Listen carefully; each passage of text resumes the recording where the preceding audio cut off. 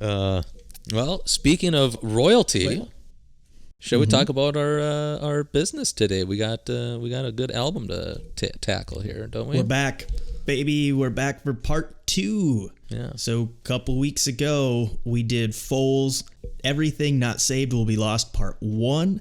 And today, we're doing part 2. Yeah. So this one, the part 1 came in as a request. So we asked people to leave us reviews on Apple Podcasts. And in return, we would do an album of your choice. So we did Foals part 1 because that was one that came in. But we liked it so much, we decided we were going to do part 2 because this is a 2-part album. And we said if we liked part 1, we'd do part 2. And we sure as fuck liked part 1. So we're sure as fuck going to do part 2 today. Yep, definitely. Not everything was lost in part 1 for us to go on to part 2. So we will see if everything will be lost after part 2, since we gave everything a shot with these 2 albums. And there's a nice little play between both albums, don't you think? There's kind of that, I think they could have seriously just put this all together as one album, like a double album almost. But it's definitely a cool year for Foals. I think 2019 was pretty solid. And, when you listen to this side, part 2, I should say, a lot of more noticeable songs that I think I recognize from the current than part 1 almost. Interesting. I guess I didn't know. There's a couple songs that I want to talk about and talk about the familiarity of the song. So maybe that's, maybe I've just been hearing them more because they have got more radio play. I'm not quite sure. Yeah, definitely. But shit. So, you take a look at the singles. There's 5 singles off of here. That's kind of crazy. All right. Yep. So, like Black Bull, The Runner, Into the Surf, Like Lightning, and Neptune. Like Lightning is the one that I think that gets played the most around here on the current, actually. Okay. And that one sounded like the most familiar to me, if I remember right. But there is a lot of familiarity, meaning like contemporary sounds that you're feeling, or what was that? There's a couple that I feel like I've heard before or have been hearing, but I wasn't able to tell if I had been hearing them before or they're just that good at being recognizable. So that's what I'll get into when we get into the song discussion, and I'll call that out of I couldn't tell if I'd been hearing this before or just from listening to it a few times, it's already that recognizable to me, which is, I think, a testament to the writing skill of Foals. And speaking of Foals, so do go back and listen to part 1. If you're joining us for part 2, go back and listen to that album review of that first one, because a lot of what we're going to talk about today, or at least what I'm going to talk about today, is in relation to the first album and how they're connected, differences between the two. So if you don't want to be lost, press pause now. We'll be here when you get back. Go back and listen to Everything Not Saved Will Be Lost part 1 from 2 weeks ago, and then join us again here for today. And in that part 1 episode, we go a little more in depth into the band. I'll just give a really, really high level overview since we already talked about them. Foals is an English rock band from Oxford in 2005. They got 6 studio albums now. This one being their most recent, part 1 and 2 of Everything Not Saved Will Be Lost. They peaked at 58 in the US on this album. I'm guessing with time that might go up. They've had quite a few songs charted in the United States as well. Their members are Yannis Philippakis on lead vocals and guitar, Jack Bevan on drums, Jimmy Smith on guitar, and Edwin Congreve on the keys. Ladies and gentlemen, that is Foals in a nutshell. Foals to the rescue. Oh, yeah. Also, Ringer. I don't know if we should say 2 weeks ago, because who knows when they're going to be listening to this. That's so true. 2 episodes ago. In relation to your podcast feed, part 1 will be 2 episodes down from this episode. This is episode 74. Episode 72 has part 1. And in between there, we did a little Thanksgiving episode for you. So stop on by that one too. Yeah, from when you're listening to this, it could have been 2 weeks ago that we completely vanished from this earth. We don't know. So enjoy what we have, and everything will not be lost. Calling occupants of interstellar... Interplanetary. Yep. Interplanetary. Damn it. I really fucked that one up. That is coming up a 1 year on that one, though. Calling occupants of interplanetary most extraordinary craft. Yeah, the last song on this album reminded me of the last song on that album, actually. So that's cool that you brought that puppy up. And I wonder is that what you have in your notes too, probably? No, actually, I don't think so. Shit. But I did just listen to that album. So we're talking about the album Claw 2, 347 EST. We did a whole episode, 2 episodes on that album, including one episode of Is That the Beatles doing a secret album? That one came out about a year ago. I can't think of the episode number off the top of my head, but dive back in there and search Claw 2 in our feed, and you will find it. Oh, yeah. That was a fun one. So let's get on with this one. What are your quick impressions of this album? So definitely heavier than I was kind of expecting, and definitely more rock juiced from this album, I feel. And so remember when we first did the first episode for part 1, I mentioned that I had listened to this in sequence from the first part and then the second part when I was working on stage in the basement. And I told you, like, I think you will like this one. And this is the reason why, because it was heavier. It had more rock from it. It has that edgier rock so it has got some Rival Sons. Pretty Reckless is kind of what I was hearing. Some Cage, the Elephant kind of mixed in there. And it's like the heavier versions of these people. And these are just fantastic little pieces that are in there all the way through. So love the crunchier rock version from the previous before. Definitely has, I think, less pop in it.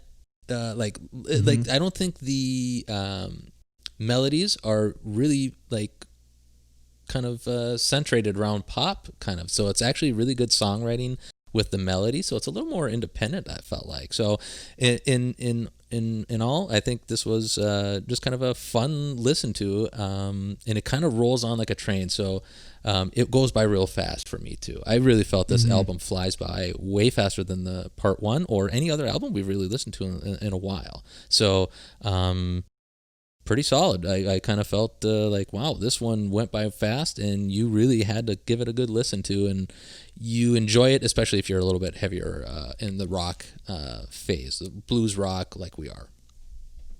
No doubt. This one, there's so much energy in this album. There's so much groove. It's a lot heavier. There's a lot more emphasis on the guitar and the riffs and the edge to it. After probably my second time through, I was pretty hooked on this one, and it just got better and better each time I listened through it. But I was a big fan of this one too. It's more band centric, so your more traditional bands, you can hear the drums and the keys and the guitar and the vocals and the bass. It's a little more focused on that one, where part 1 was more about the expansive dance hooks and the synthesizers and that really expansive, almost psychedelic, but more dance-rooted sound. This one is much more rock-driven, heavier, edgier, all those good things. I think together they make a really unique and great combo. So I'm really excited to dive more into this one. But before we do that, let's talk about the album cover. Yeah, let's take a look at this puppy. Let me pull it up here.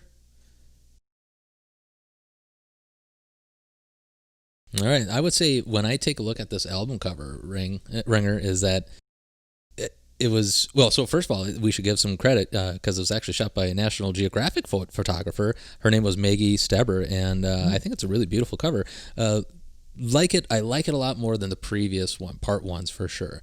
I love the more flowery than usual graveyard here. So it's like, where graveyards are kind of, sporadically where there's small little flowers. This one is just like overtaken with some beautiful orange and green, and it really plays so well underneath those sunbeams that are kind of coming in over the cross, And I don't say that because I'm a Miami Dolphins fan either, so I just, orange and green look really good for this cover.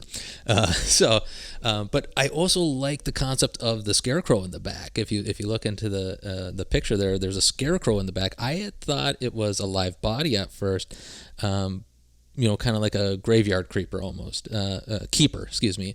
And but I kind of like the idea of a soulless creature overlooking this beautiful nature and garden, and also to kind of protect it. It feels like a kind of perfect interpretation of humans almost. So, and sometimes the human destruction, depending on how serious you feel about, nature and humans. Some people think it's like it's destiny, and sometimes people think it's a good marriage, but there's flawed. So to me, I think it shows the flawed aspect of it. Without the human body, the human soul there, nature can kind of just live a little bit better. So I kind of like that concept, especially with part 1 and part 2 playing together. Yeah, I think they did. There's a couple different versions of the album cover floating around. Ooh, really? That I noticed. And I think the one that they ended up with, so there's a few different ones, and the one that I'm looking at, which I think is the one that they used, there's like several people in the background at this cemetery. And so I'm not sure if they just did a few different versions, but either way, it's a really, really cool image. The lighting on it is fantastic. The colors pop, but there's so much contrast between the dark parts of the picture and the color parts of the picture. It just brings everything really into focus. It just draws your eyes right to that cross in the middle, which I think is super emblematic of this album, because this whole, if you listen to the lyrics of part 1 and part 2, it's a lot about death and mortality and our limited time here on this earth and what happens to us between then and now, when we are born to when we are now to when we die. And so I think having this cross, which is usually, again, emblematic of death, symbolizes death quite a bit. I think it's a really cool way to illustrate the concept of this album through the artwork. Yeah, definitely. And the one thing I noticed about the cross too, I feel like the cross, it's the back of the cross. And I don't know if that's like symbolic of anything in itself. Like we're looking at the back of the cross looking backwards or not. Right. Yeah. I'm not sure where that came from, if that's, or why that is, but I think that is really cool that you're not looking at the cross. You're almost looking at the people in the cemetery itself as an observer, and you just happen to kind of be standing back in the shadows because it looks like it's dark on the side of the viewer and all the light is cast out in front. Yeah, definitely a great, nice little depiction here. I prefer it over the part 1s for sure. Me too. I think I like this one better. Yeah. So rather than leaving us in a waterfall, shall we hit the desert? Or as I spelled dessert accidentally here. You're gonna listen to some dessert. Yeah, let's dive into this now. Track number 1 is Red Desert. Or Dessert. English major.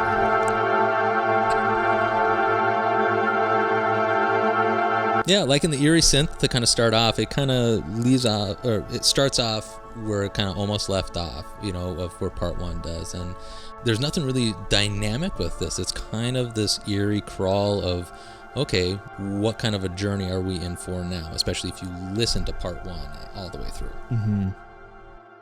Yeah, it's similar to part 1 in the sense that they both have this kind of intro to the album. That's what this is. That's what this one serves. It builds there. I think there's more tension in this one with those sustained notes. You have that organ string synth kind of mixture that comes into it. And then it opens up around 55 seconds when you get that bass melody that comes in there, which kind of sounds like the intro to a song. It almost sounds like it's transitioning to a song. And then spoiler alert, it is when you put it up to track number 2, The Runner, which we'll dive into really quickly here. It's a direct transition right into that second song. Yeah, definitely. And I don't know about you, Ben, but I honestly don't know. I don't know where the hell they're going with this song lyrically. I literally am lost with what they're doing lyrically. There's not a lot to dive into there. I know. There is one thing that I did when I was doing my research for this. Giannis had said something along the lines of, he felt that this song I don't know if he meant this album or just this song, but he was talking about how it'd be a perfect, soundtrack number on Space Odyssey, Stanley Kubrick's Space Odyssey 2001. I don't see it myself, just being a semi-fan of Kubrick. I don't see it myself, but I think it's a very fantastic starter for Foals, 100%. This is really good. I agree, and I love the way this transitions. So let's just start track number 2 right now. Track number 2 is The Runner.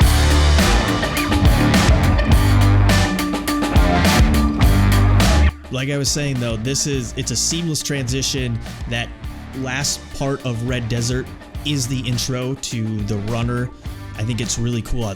This riff is just fucking sexcellent. I know. It's the heaviness reminds me of Muse, but there's a little more pop and maybe a little more groove to it.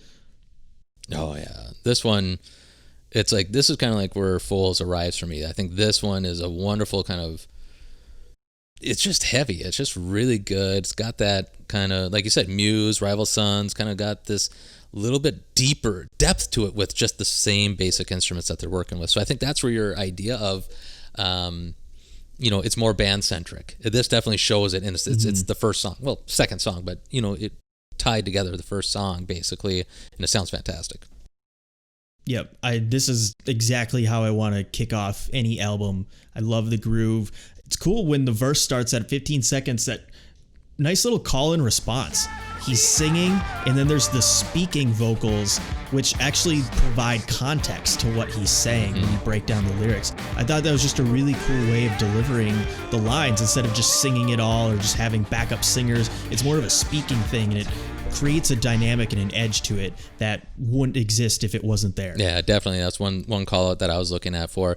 Again, the vocal, so carrying on from part one a little bit, the vocal mix is a little bit lower. So it took me a little bit while to get into that. Definitely listening to it without the headphones, it was much difficult to hear that. But once you get into it, it's a nice little effect to have there. I do feel like it pulls on pretty well. So when that chorus starts at 55 seconds and a minute 49, so this is what I was talking about earlier, that familiarity. When I was doing the sitting down to analyze this song, I couldn't tell if I had heard it before or if it's just that catchy from passively listening to it leading up to my analysis of it.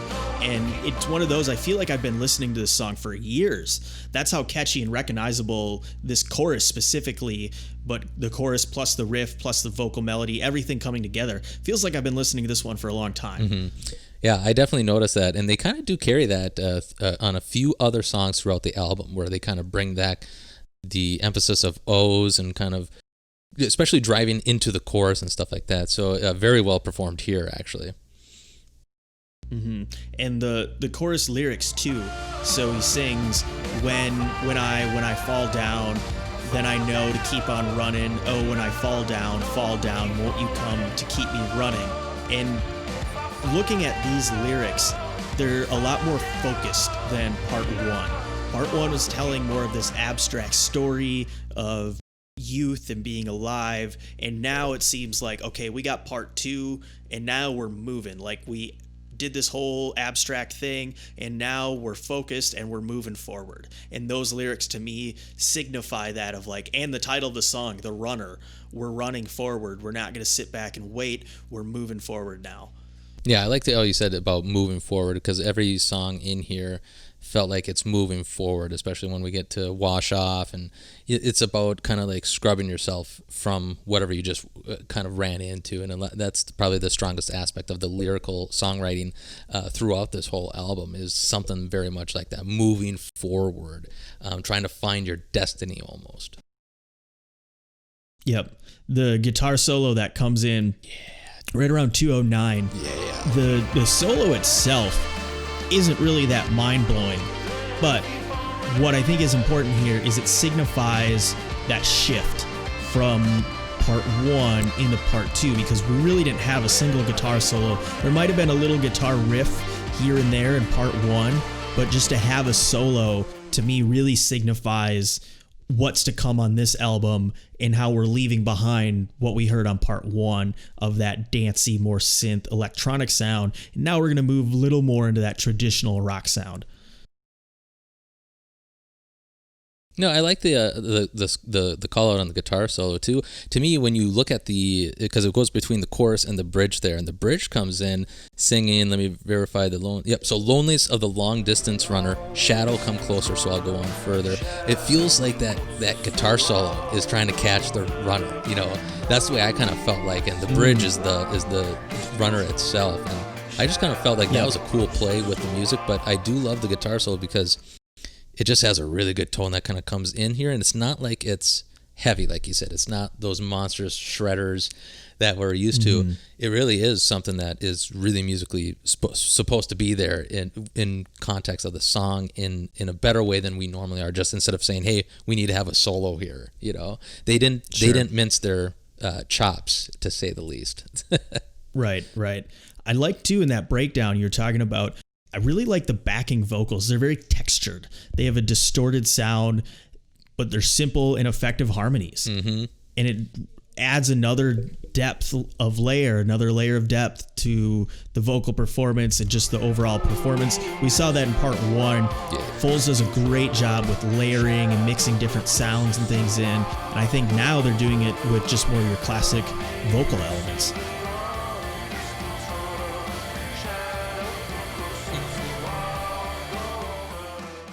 Yeah, this whole thing pretty much stood out to me as one of the better songs on here. It definitely got one of my stars on my list here. And one of the great parts is, this kind of goes back to your band-centric aspect, but at the end, about 4:09, going in through the outro, I love how they kind of just jam without having to be explosive with it. They were just kind of elevating their own instruments to kind of just be the outro and just kind of abruptly stop at the end, kind of like a live show almost. So it really was a great output by all 5 members. Yeah, I totally agree with what you're saying, and I think too that's another example of the more traditional style of this album, where you just have that repeating chorus element with that lead solo guitar playing over top. It's high energy, but they're not going over the top, like you said. They're not feeling this need to get crazy with it, and it's just they're jamming out, and it just comes to an end, and it has a very live show kind of feel to it. Yeah, it definitely takes me back to when we see Temples perform live. They kind of do the same thing. It's just the 4 of them. They just get a little bit louder. They get a little more amplified, but it isn't that heavy in their dynamic of playing. So it's just really wonderful the way that Foals kicks off this song, almost like they were washing it off. Right, they're just washing it off, and that's what you got to do after you've been running. You got to wash off. Oh, yeah. Track number 3, Wash Off. And here, the start of this song is what really got me going. Just some solid guitars riffing off against each other. Great mix in this one too. Probably one of the better mixes of the whole album, because you really get the really fun play of both guitars, and then they actually really stay with you throughout most of the song. In each year, I also think it kind of gives that adventurous feel of the song. So it really does feel like you're moving on from the previous song in a different direction almost. Yeah, and I think there's an auditory element to that too, because the tracks, if you listen to the Runner and Wash Off back to back, unlike tracks 1 to 2 where they smoothly transition, these tracks seem to stumble into each other. Like if you listen to the end and then it rolls right into the next one, they almost kind of clash. Like it feels like one interrupts the other. And I don't know if that was intentional, but in a way it's kind of like washing it off and moving on and really creating this new sound. And you get that with this clean guitar with the delay. It reminds me of Hippocampus. They use that delay a lot, or Vampire Weekend. It kind of reminds me of a song that my old band Dogs and Liars wrote called Icaria, not related to the Icaria that's on this album, but also using that delay and just a bump, a bump, a bump, a bump, kind of bouncing back and forth. And so, yeah, they're taking a very new direction here. You know, I like that 56 seconds in, the start of the third verse kind of gets a third little guitar in it, and it's just strikes just a few times in the left channel there, just adding a little more depth. It's playing off the other guitars in there. It's not really an important aspect, but it just kind of heightens the music aspect to it. But just also think about that, 56 seconds into the song, they're already starting their third verse, and it's just really kind of a cool, rapid approach of like throwing as much of this out of there. So it feels like the necessary action of actually washing it off is a dire necessary need to do.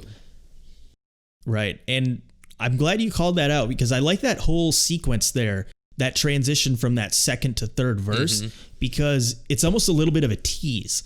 It sounds like right at about 50 seconds, like they could bust out and just drop the chorus right then and there. They build up, but then they bring it down, and that's when they bring in that other guitar and just kind of create this groovy vibe to it and brings you right back into that next verse.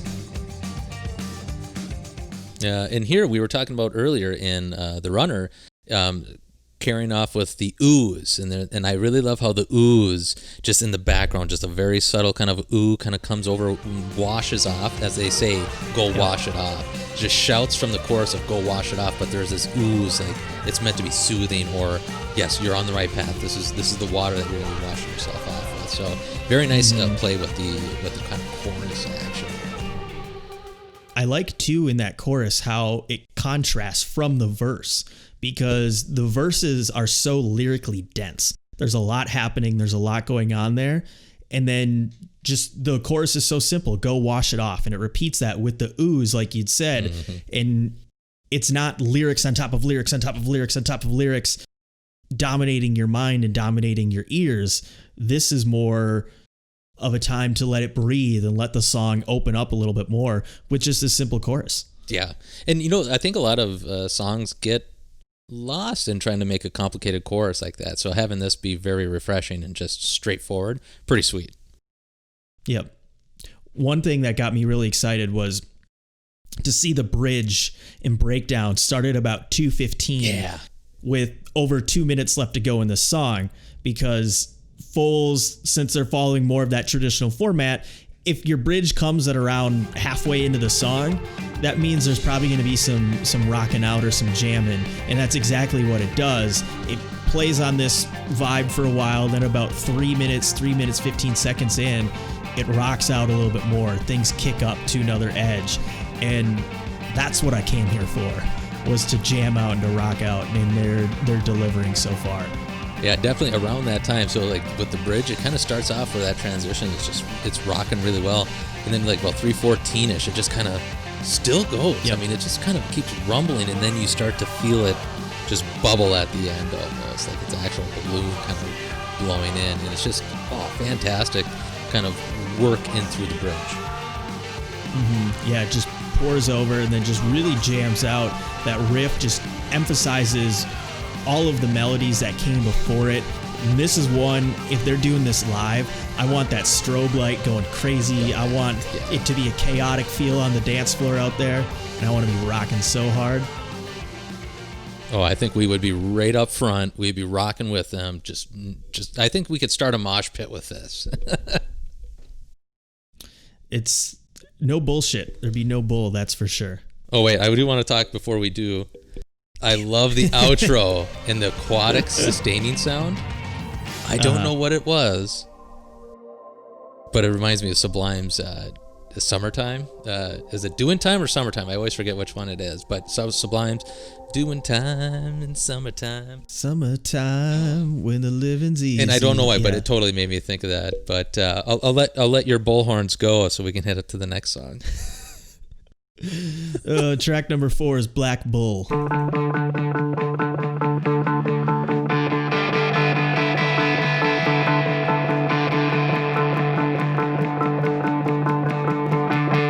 This is cool too. I really like this because now this song is almost punk-like. Yeah. You just have those aggressive quarter notes just hanging in there, and then the drums crash in. It's rolling, it's heavy, it's aggressive. Very punk to start off this song. Yeah, this is kind of where I grew the Cage the Elephant kind of vibes a little bit. Very power chord heavy, just rocking the shit out of it. But then it also builds and builds actually before Janis just comes in and explodes. And I've really not heard him scream like this before. So no. Yeah, those vocals, man, I hadn't heard anything like this from Janis before.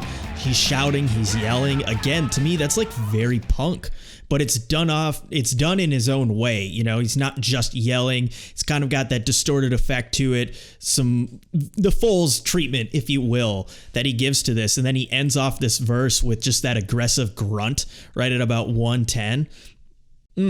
So good. Ooh.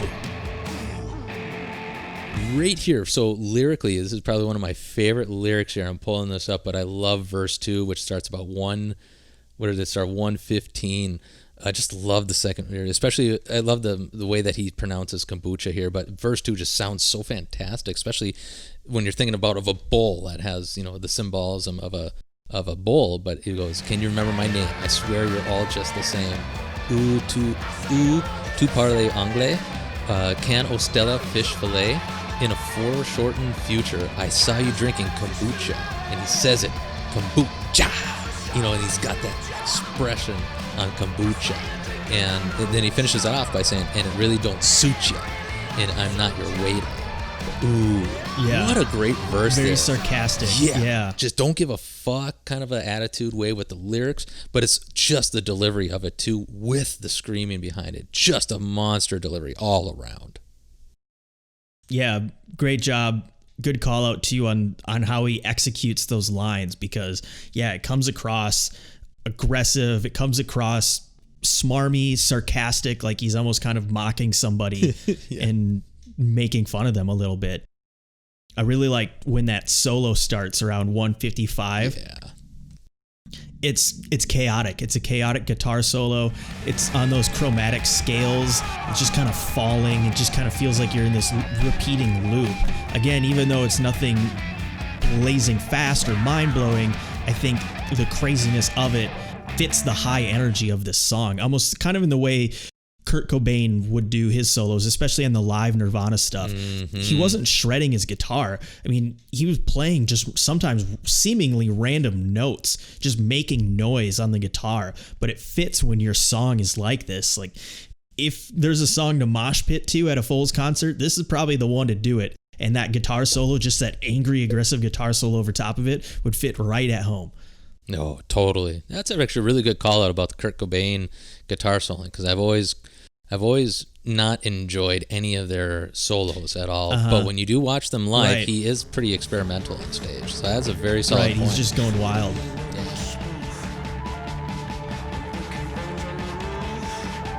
Yeah, this song is just a jam.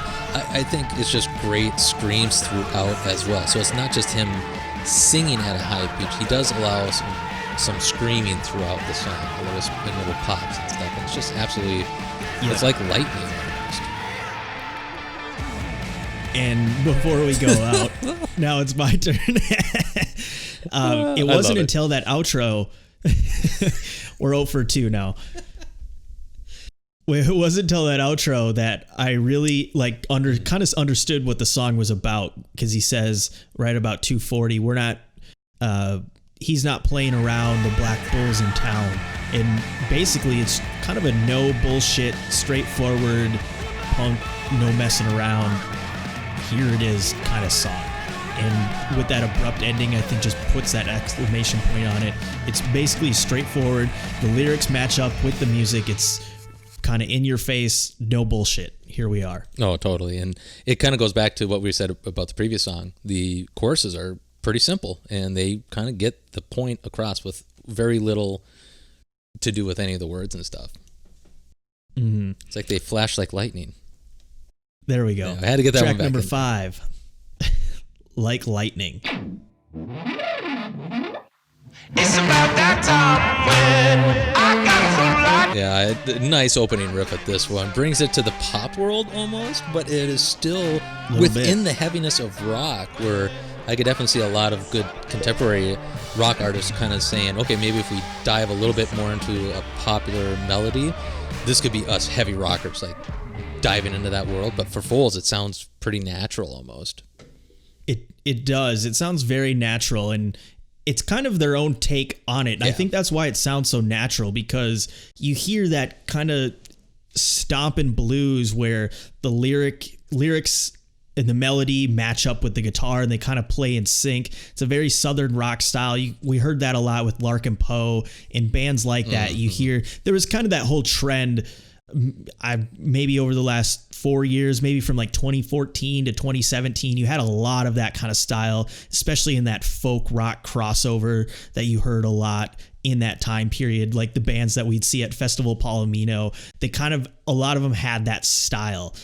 But Foals kind of does it in their own way. And I think that's, to your point, that's why it sounds so natural, because it doesn't feel like it's just a reincarnation of the same style that we've been hearing in that more southern rock realm.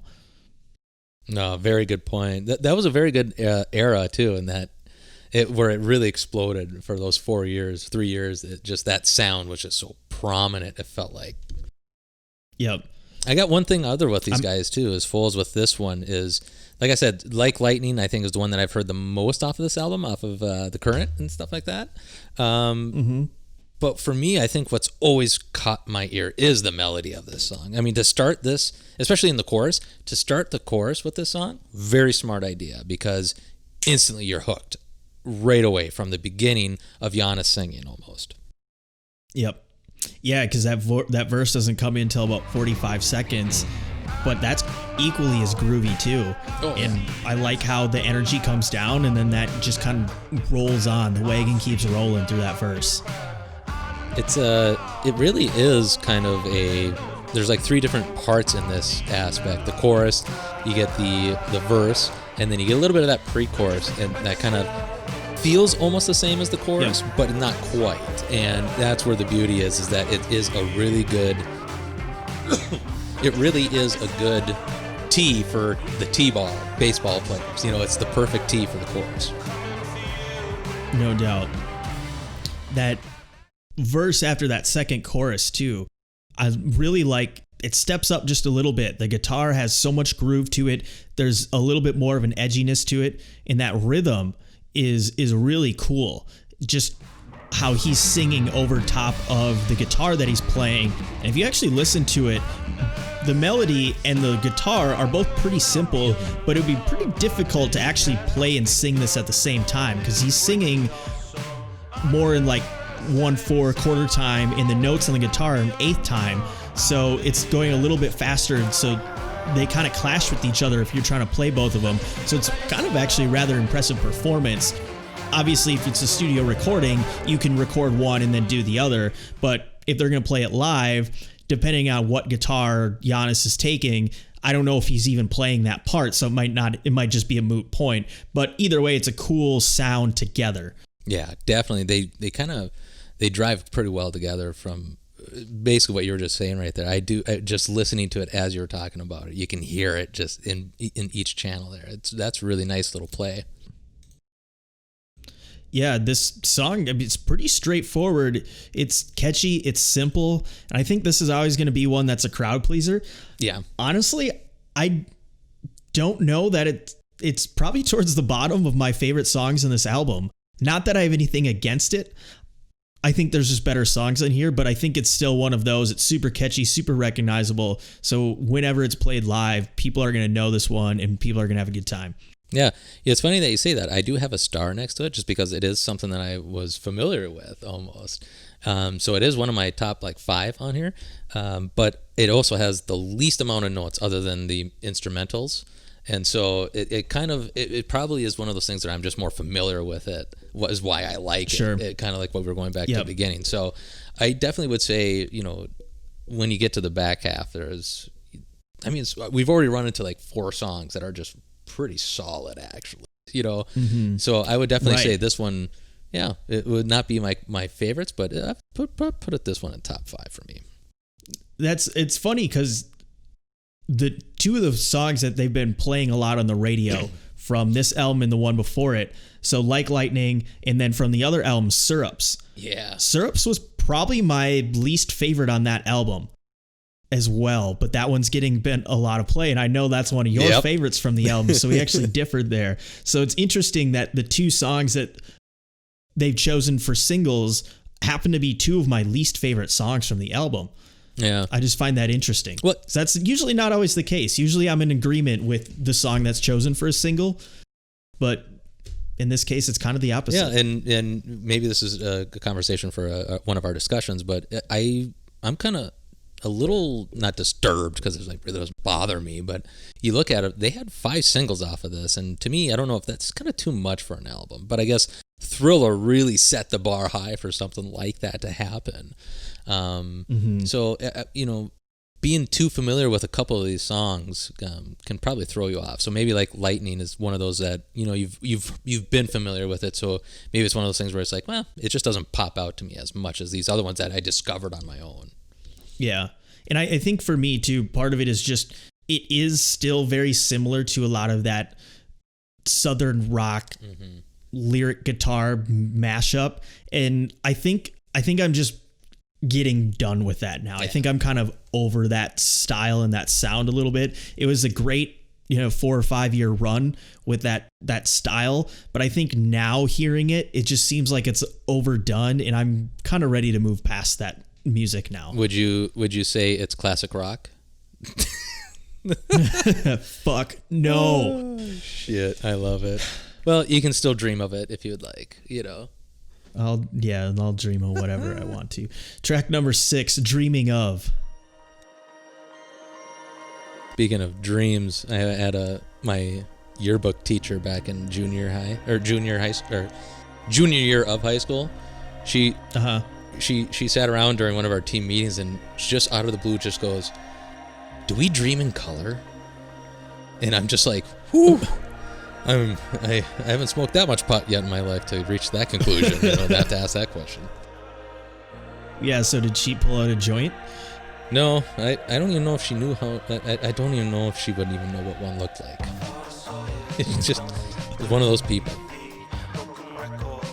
Fair enough. Yeah. All right, so this song, Dreaming Of, to me is very reminiscent to what we heard in part 1. Yes. So the album part 1. There's that spaciness going into it. It actually reminds me a lot of Surf part 1. And we'll have Into the Surf, which comes up later, which is a direct reference to the first album. But just to me, this song seems like the carryover and big connection point to album number 1. Yeah, definitely. This one has that softer beginning.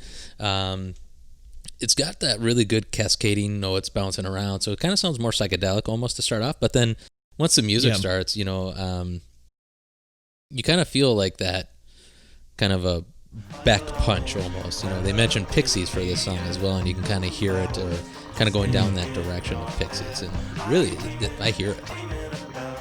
Yeah, you can definitely hear it, especially when the verse kicks in. You have those power chords and that drive that is more reminiscent of this current album. There's a little less crunch and a little less edge to it, but having just those power chord notes and playing those quarter notes just ding, ding, ding, ding, ding, really do make a difference. And that kind of then separates it and says, okay, no, we're actually on part 2.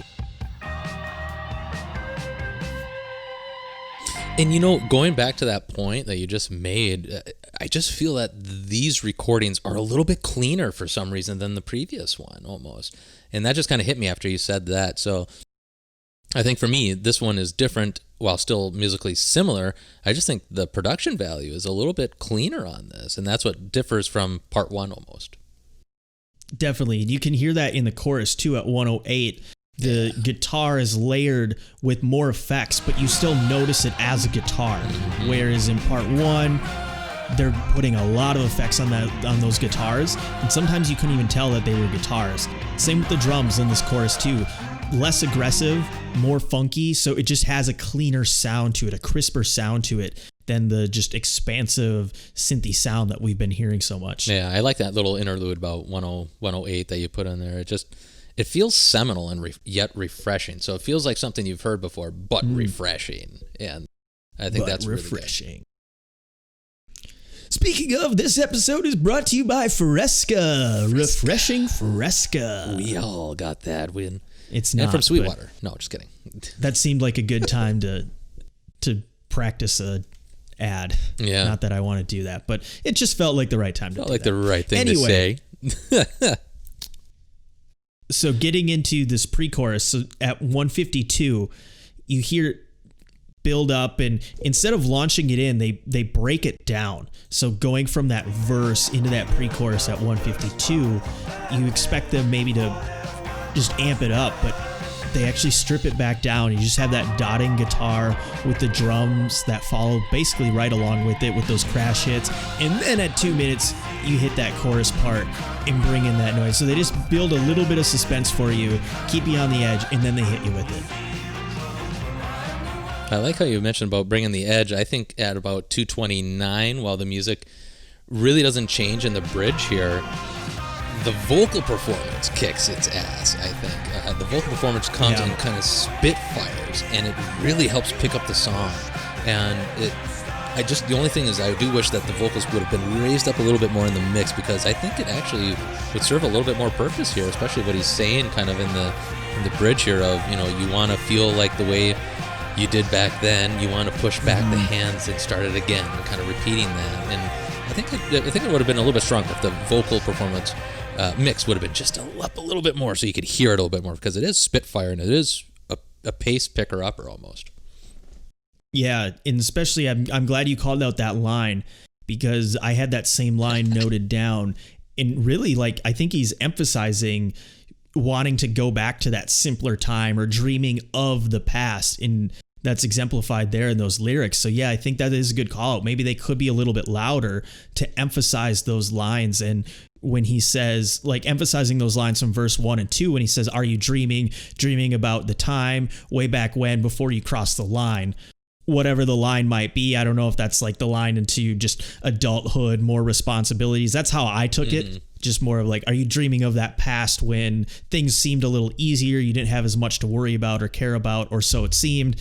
And, are you trying to get back to there? Yeah, definitely. It's definitely looking back on something, and it kind of leads into the next song very, very well, especially how this song kind of abruptly ends. I kind of wouldn't mind seeing like a nice little long fade or short fade with this one, because it really feels like you want to give the emphasis that that's always kind of lingering in your head more so, rather than it's just like a stop, Right.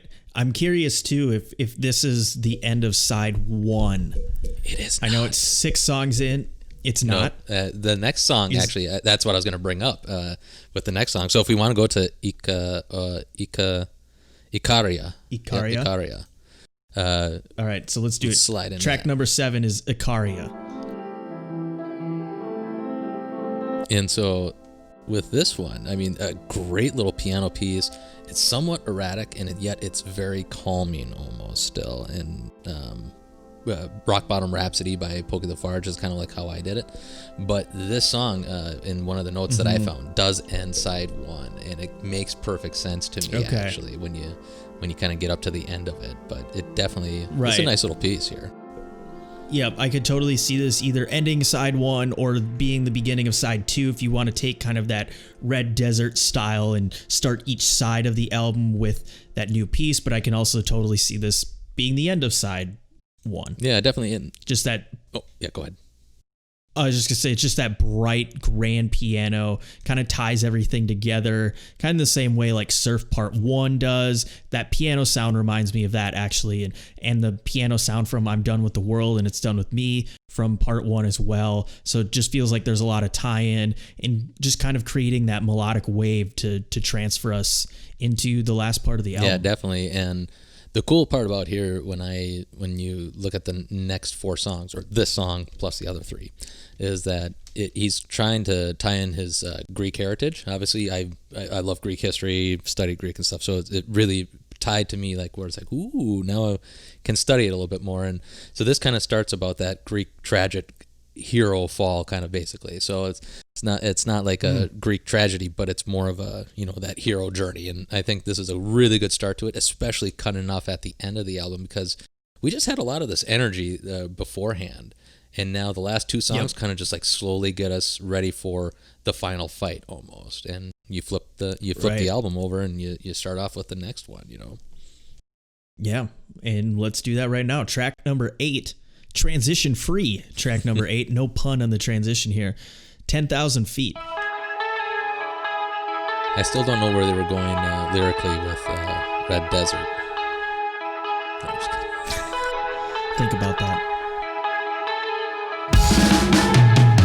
So this one's cool because the guitar with that delay and the reverb really creates this heightened sound. And kind of feels like you're soaring at 10,000 feet. You have that lead guitar that comes in. To me, that's kind of that 70s psychedelic, maybe some ELO in there, and really just kind of feels like I'm floating and soaring above. This would probably be a great high song. I'll tell you, it was.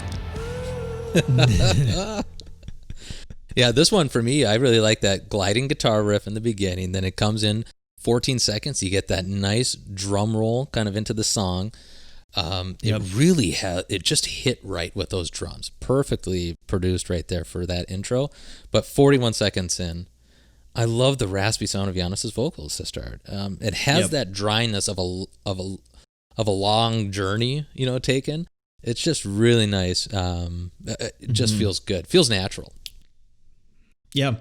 And in that same verse, this is the first time that I really noticed the bass guitar stand out. This thing is fat and heavy, and you just hear it trudging along underneath of his vocals. Sounds great. I'm glad to finally hear it well mixed in here.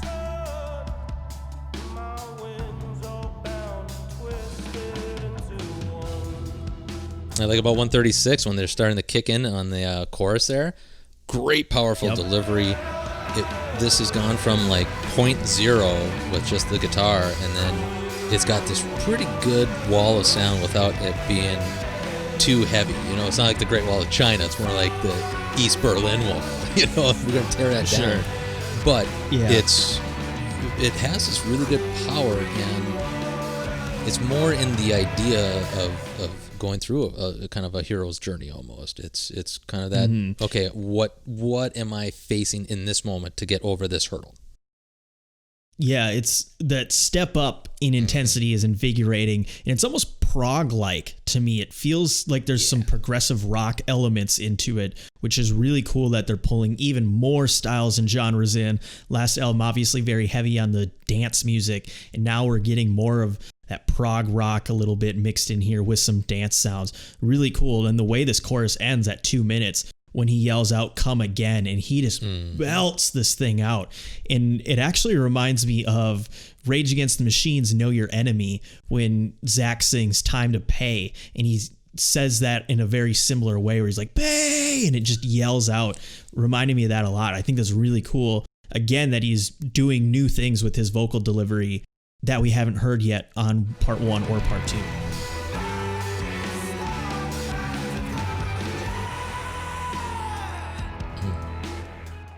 Just around, this guitar riff and the tone and effect just throughout this guitar is just absolutely great. The song feels epic almost. Like they are performing it well enough to show that it is epic. Yeah. Yeah, it definitely feels that way. And it feels that way all the way through. And then I really like what they do at the end here as it's winding down. You have the modulation creep in around 355, and it just takes over. This cool effect takes over the ooze, and it infects the whole song almost like a virus. And it just all of a sudden, just this modulation just like sinks its claws in and just like kills the song, and that's how the song ends. Yeah, that was my last call out too, is that it's just a great sound and effects just kind of crawling into a hole or being grabbed of some sort and being taken away. Like by the tide into the surf almost. Into the surf. Track number 9, ladies and gentlemen, is Into the Surf. Oh, yeah.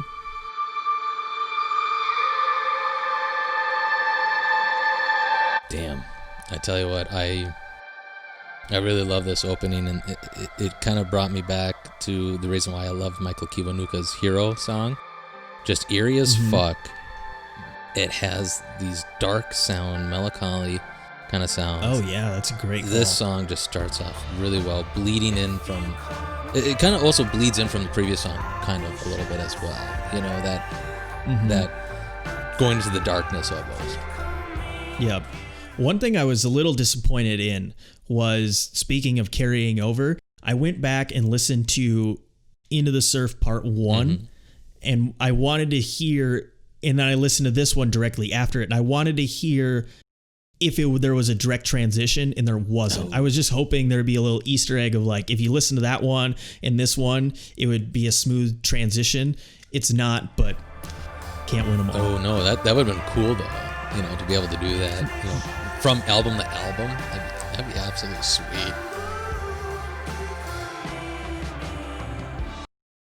I think lyrically this song is the strongest of the album. There's a lot of imagery throughout the piece, great wordplay, especially if you look into the chorus part here. Ringing up here. Oops, forgot to switch songs. Love the chorus part where it's very playful with the words. Where I return, there's a moon pool on fire. Into the surf again, there's a moon pool to bloom. And I just love that because it is very difficult to kind of say if you're going to say it really fast, but it just sounds so cool. Just really well said, really well performed. But just in general, around this whole song, it's actually very lovely with the imagery. Yeah, I love the production when he says, when I return, there's a moon pool on fire. There's echo, there's reverb, there's delay, and it all fades out. And then that's when we get that melody, the reoccurring melody from part one, the do, do, do, do, do. That's really catchy. And that's been buried deep in my brain now since we listened to part one. And I'm glad they finally brought in that callback.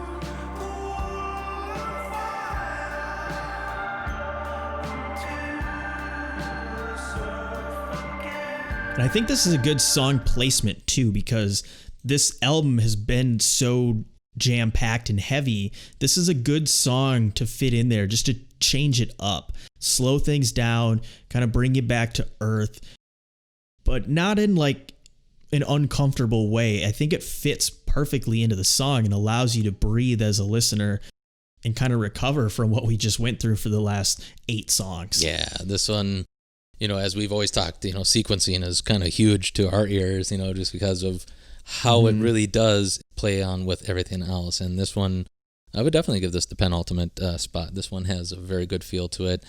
Still incorporate a lot of what we've heard before, but yet just presented in such a different and downward-facing aspect, And I like how this one finishes out too. It's very similar to what we heard in 10,000 Feet, where you have this warped sort of ending and you can hear it kind of creep in at about 4 minutes. And it's just this swirling oscillation that slowly just envelops the whole song and just kind of slowly winds it down to an end. Yeah, and they're both very similar in time as well. And those spots hit almost exact same time as well, to kind of go with that outro aspect of the long fade almost. So I wonder if there was like an actual play on that, like they really wanted to do that. Right.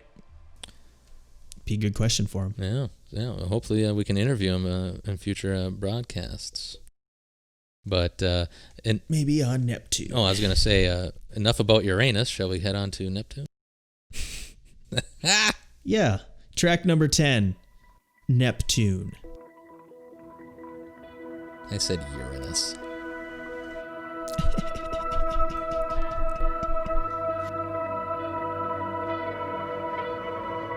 So I like the synth kind of just rising from the silence as it slowly builds, and then a light little guitar riff kind of showing in the background. So it's kind of just one of those where it's just slowly rising, and you can tell that this is the big one coming, I was actually surprised. So this last song is a 10-minute song, and the vocals to me came in surprisingly early. They come in at about 1 minute. And that's when we first hear him say, "Hey, now it's time to go," which I think is a cool line because it's almost like a meta reference to the end of this whole series, starting off this very last song from both albums, "Hey, now it's time to go." But to have them come in is like, I'm curious how this song's going to play out for the next 10 minutes.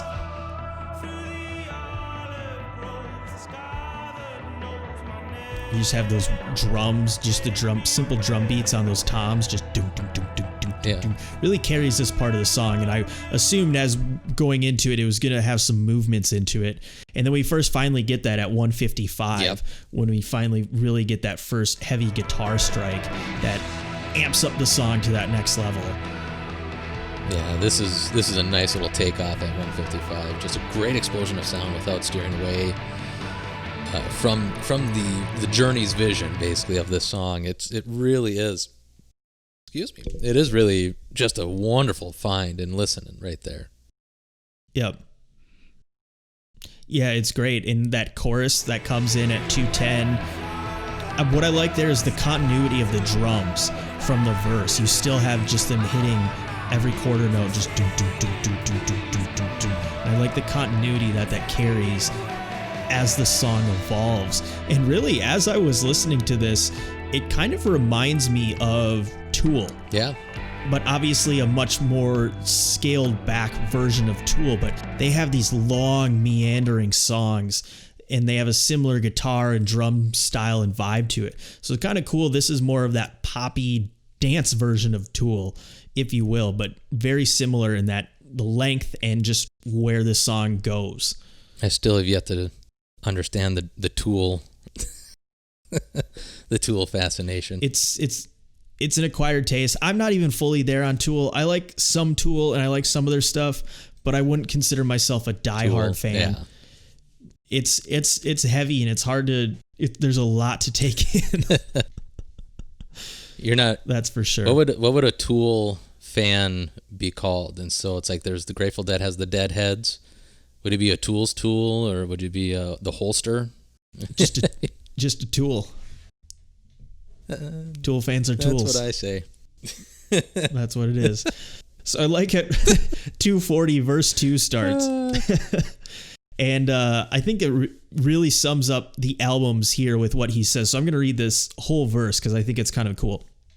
It says, "Time brings low all good things when you open your eyes, Now in the vastness of the pines where my ghost lies in loose-limbed array, I pass the time and go upload my heart to the fatal shore. Forevermore it spins there behind closed doors.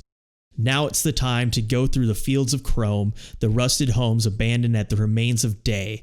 So come on now, row me away on black rivers to rainbows to Neptune, where I can stay." And to me, this is a very artistic way of saying death is inevitable. That's kind of what I took from this fancy artistic language. Yeah, that's a good interpretation of that. Yeah, one of the sticking imageries that is there in for me is now in the vastness of pines where my ghost lies in loose-limbed array. Kind of brings me back to where that scarecrow on the cover kind of always brought me, and that's kind of one of the lines that I picked out as well, where it's like, yeah, that's kind of, I like that kind of a dig in there. You know, it's that's where the album cover really comes alive, I think.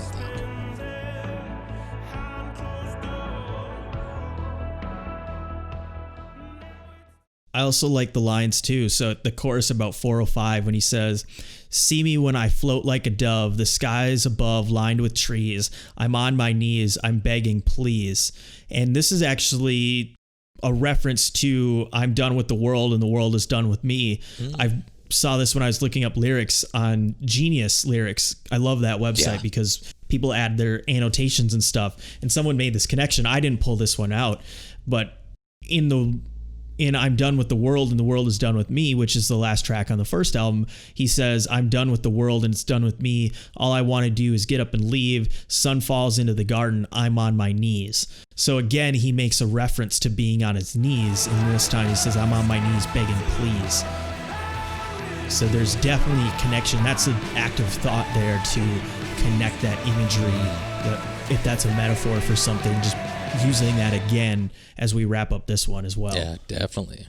Good call out on that, actually. It wasn't heavy on the lyrics too heavily in this one, so that was a good call out. Definitely one of my favorite points is beginning of the solo about like 5:20, and I just love the spaciness. The mix is allowing for all the instruments really to take place and shine. There's a little bit of the oohs that are in there. Again, it kind of shows for like the fourth time throughout the album, so it has this kind of soothing aspect of like maybe a meditative state, and that's kind of like what they're giving you here is kind of a good meditative state, and maybe facing certain death or facing yourself almost. Yeah, this is the section that really reminded me of like a soft Tool jam. You have the drums kind of rolling around, the guitar's dotting, doing its own thing, and everything just kind of circles around. until it meets up again at some point. And that's a lot of what Tool does. Really, like any jam band, not that Tool's a jam band, but they're more of like a prog jam band. And everyone just kind of does their own thing, and the drums just kind of keep that time signature going. And eventually it all just meets back up, and this kind of just meanders on for quite a bit until about 8 minutes and 50 seconds or so, when it finally picks back up again and just really hammers out that last minute and 10 seconds. Yeah, you remember when I did the Damn Shambles Collisions, that EP that I did? That song itself, Collisions, kind of the back half kind of felt like this. It has that spacey nature. Everybody's playing their own integral part of trying to keep it going. It also has that feel of Stranglehold by Ted Nugent during the solo, but except for it's more kind of like psychedelic and more open, I feel. It's not just centered around guitars. It is fully about the band. Yep. Right, I hear what you're saying. And I'm really glad as this song wraps up, I'm kind of glad they didn't try to get fancy with it. Yeah. Just this last 10 minutes and even this last couple minutes, they didn't try to do something else. They really just kind of let the jam play out and just let everything naturally come to a close. And I think that was a great way to end this rather than trying to do something new yet again in this final song. And I think a lot of the times you and I would look at something more cathartic kind of to end the album. And I agree with you that it's not necessary for this one, because you have to consider in part one, there's a lot of energy dispersed in that, and then there's a lot of energy in the beginning here where you're not really looking for a cathartic ending. You're just looking for the ending in the sense of what is expected here. And this is a nice way to kind of just wrap it all up. Yeah, no doubt. I'm really glad we did this part 2, and I think this was a great second album, and I think now we can move on and do our 6-string rating. I would say so. Ringer, you want to lead us off this time? I think I led off the last time. You did. So what we're going to do, and those of you watching for the first time, thank you. We are going to give our rating on the album. We just did our track-by-track analysis, so now what we're going to do is give our overall rating, and we rate out of 6 strings because a guitar has 6 strings. We can also throw in sharps and flats, which are pluses and minuses, because that's how we do. We're crazy. Our ratings are super objective, and it is what it is, so you deal with it. So anyway, this album, part 2, Everything Not Saved Will Be Lost, part 2, like I said at the beginning, much more band centric. I love the edginess, the heaviness, the rock. That's my bread and butter. That's what I live for, that kind of music. Rock music in general, guitar-driven stuff. That's my cup of tea. So this album was right there for me. I think we kicked off the album fantastic with The Runner, Wash Off, Black Bull, and even throw in Like Lightning in there. I think those are four songs, very energetic, all a little bit different too, which is great. It's not the same sound for each one, or it's not the same riff or chord progression rehashed. It's its own thing. And so I love this first half of the album. And then the second half of the album too, it takes a little bit more of that expansive journey, kind of calling back to that first album a little bit more, and you get a little more of that different sound, the unique synth sound. So I really like what they were doing here and how they contrasted it to the first album, but how they kept it different as well. So I think there's a lot of good things going on here. So I know for part 1, I really liked that, and I gave it a 5 flat. I'm almost right up there. This one, I'm going with a 4 sharp. I think just because compared to that first album, I really like what they did and how they pushed the boundaries and created new sounds. Even though I think I maybe like some of the songs on this album more for the rock aspect, I think the first album is just slightly better, but this one is not far behind for me. 4 sharp is a high rating. If we're going out of 6 strings, a 3 is average. So both of these albums back to back are well above average in my book. I even was looking on Foals' website because I wanted to see if they had some package vinyl that I could buy, and they do, but it's not in stock now. And so I'd have to buy each album separately, but I want the package because I think one of the albums comes signed or something. Oh. So hopefully they come back out with that, because I definitely want to add these 2 albums to my collection. Ooh, nice review there, Benji. I totally follow you with the comparison of the first one to the second one. Definitely fits more of yours and I's kind of preference of having that heaviness and that rock and the blues.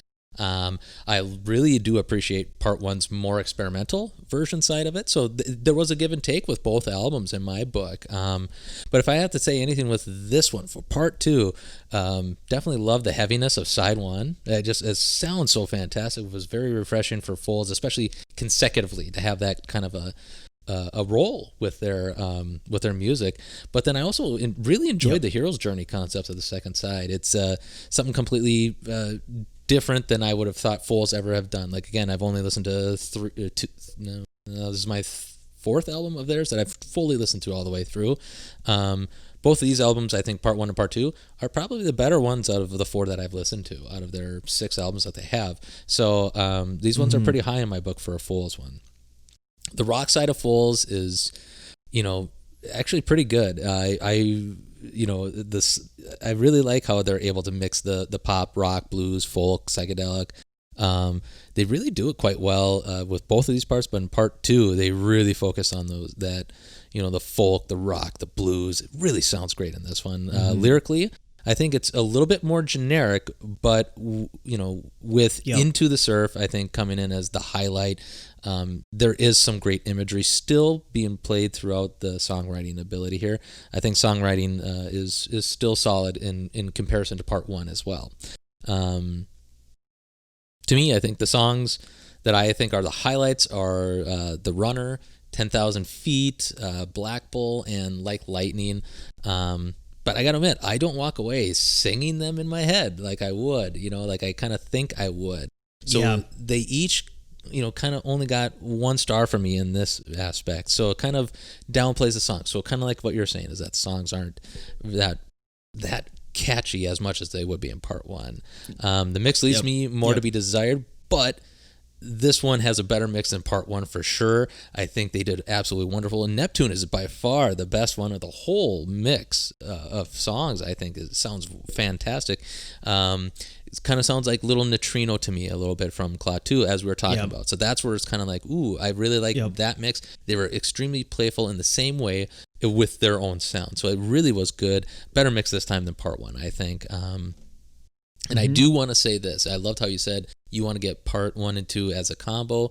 One of my notes that I felt strongly about this when I was giving my rating is I really want to give this album and part 1 a good listen through to better understand the concept, meaning I want to listen to them back to back. And that's where I came in earlier saying they probably would have been just as good, if not maybe even a little bit better in my book as a double album almost. So I would love... I love the concept of leaving part 1 hanging to get to part 2, but there was something missing from the last time we listened to this. I didn't have time to go back to listen to part 1 just because I wanted to get as much into part 2 as I could, but I really do, I'm not going to discount them. I want to listen to these again and then actually do that for like a whole, I won't say a whole day, but give it that proper listening time. So I sense a lot of good commentary or contemporary sounds that were coming from this. I don't know if this is going to age too well moving forward, but I think there is a case to say something good about Foals is this interview piece that I pulled up here. I'll read it from in his review of Q Magazine, or for Q Magazine. Dave Everly, the writer, praised the album, saying it underlines why its creators have continued to prosper long after so many of their late 2000s or late aughts contemporaries have been lost to the waves. End quote. And I gotta say, it does underline why Foals has done well, because they actually really mutated from that sound quite a bit from their early, from their earlier beginnings. But I do feel like this has a timestamp on it. Like I think I could still kind of pinpoint like around here. So overall, with all that said, I do think this is a very good effort, but I think I'm still missing something. I'm not walking away from it like singing anything, to be honest. Sure. So for me, just kind of I'm going to stick with the same one that I had with the last one, because I think they both play pretty well off of each other in the sense that they would work well together.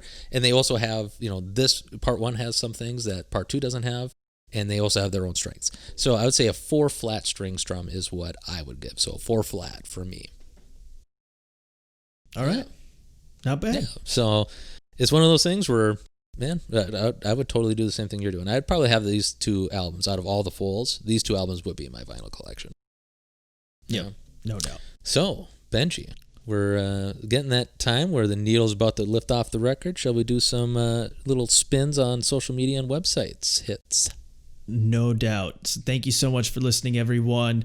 If you want some more action, we're on Facebook, we're on Instagram, both at On The Record Music, and now we're also on YouTube. Also On The Record Music. Just give us a search there. We really appreciate any interaction you want to give us. So we love to talk with you about music, so hit us up there. And also, we'd really appreciate a couple things.